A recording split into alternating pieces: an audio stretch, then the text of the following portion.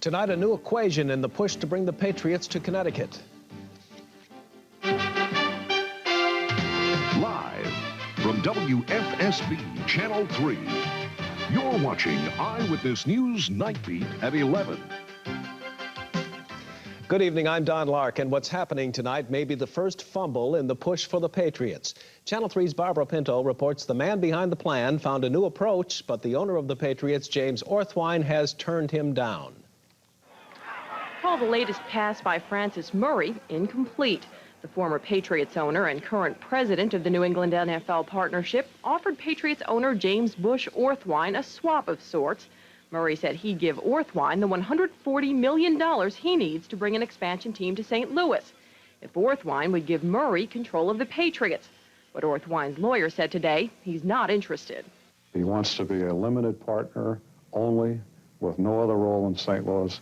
He wants to support the expansion team, and he wants to get the New England Patriots sold through Goldman & Sachs and not through FRAN Murray. It would be, I think, really irresponsible not to give this plan its due, because it's well conceived and it's in his primary interest, and it serves the league and serves two markets very, very well.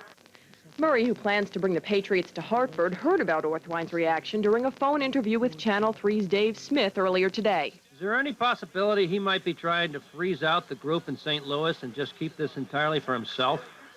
Well, I don't know what his motivations are, but I would hope that is not his motive. Connecticut and its fans are poised to receive the Patriots. The state even says it will set aside $250 million to build a stadium here. But if St. Louis doesn't get the franchise next week, Orthwein could move the Patriots to St. Louis, mixing deals with St. Louis investors and investors right here in Hartford.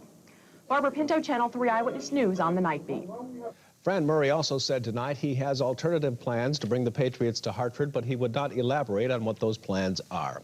Tonight, Electric Boat is one big step closer to finalizing the deal for a third Seawolf submarine. The Pentagon releases $540 million for construction of the submarine, a project that's critical for the workers in Groton and for the economy of southeastern Connecticut. Total funding for the project, which may total $2.4 billion, still has to win congressional approval, but the money released tonight is earmarked specifically to support the nuclear submarine industry, which Electric Boat is taking as a very favorable sign.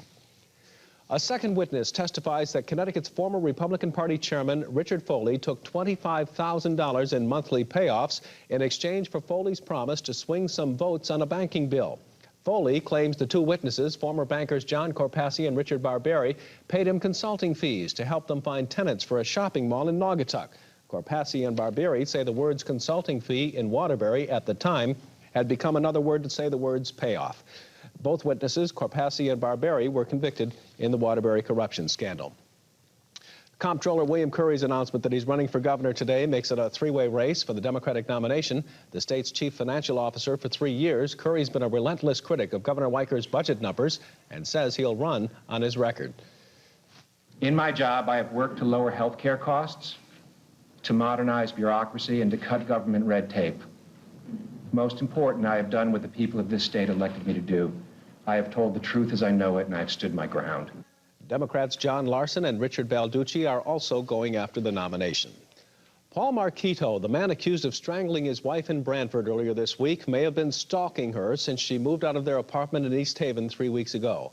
4 days before he allegedly attacked her, he was stopped and questioned early in the morning by a Brantford police officer who spotted him walking near his wife's condominium complex.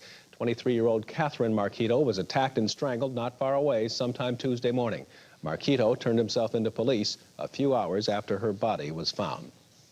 Army helicopter pilot Michael Durant, released from captivity in Somalia 1 week ago, undergoing surgery to pin his broken right leg. It's one of the stories making news around America tonight. The surgery at a Fort Campbell, Kentucky Army hospital.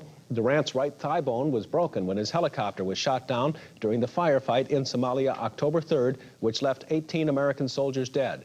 He also suffered a broken vertebra in his lower back and a broken left cheekbone. Somali gunmen held him captive for 11 days. In Kentucky, the gunman who killed 3 civilian co-workers at Fort Knox earlier this week died from a self-inflicted gunshot wound as the victims were being laid to rest today. 53-year-old Arthur Hill shot himself hours after the killings. He died without regaining consciousness. Farmers and unions against the North American Free Trade Agreement, or NAFTA, staged a huge rally in Washington, and some took their complaints right to Capitol Hill.